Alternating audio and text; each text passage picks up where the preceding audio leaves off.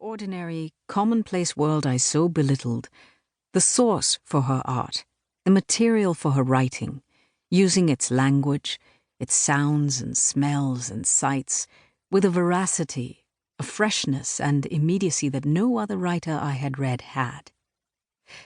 The message, like an electric current.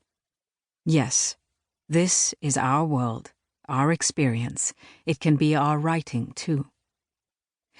Many years, much experience later, we once had an unexpected encounter in the airport at Frankfurt. She was on her way from New York to India, and I was on my way from India to New York. Alarmed at my lack of proper clothing, she insisted on giving me her duffel coat that she would not need in India, but I would in New York.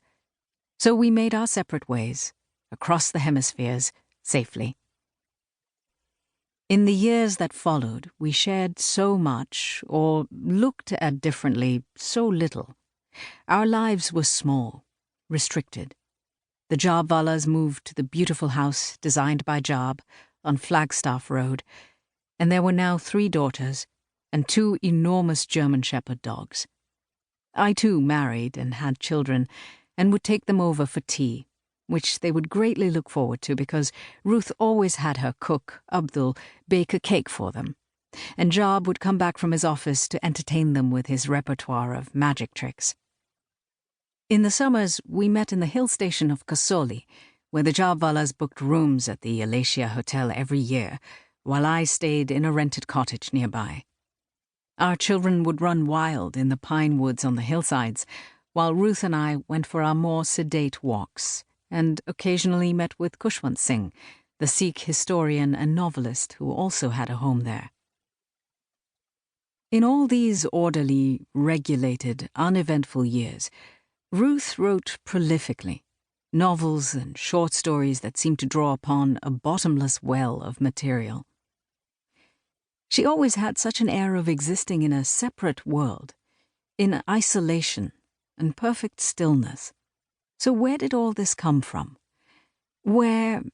How did she come to know the men and women who peopled her books? We need to listen to her.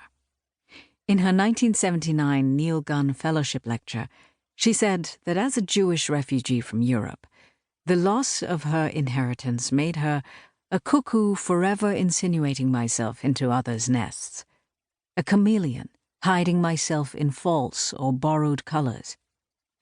Also that you take over other people's backgrounds and characters. Keats called it negative capability.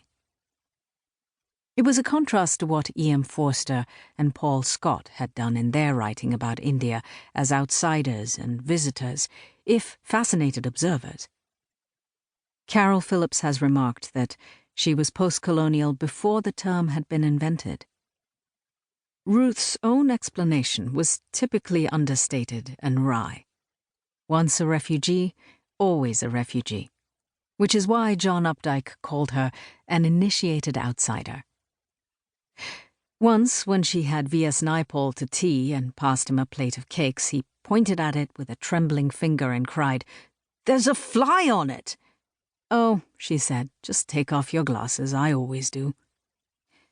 But not when she was writing, when her vision was laser-sharp.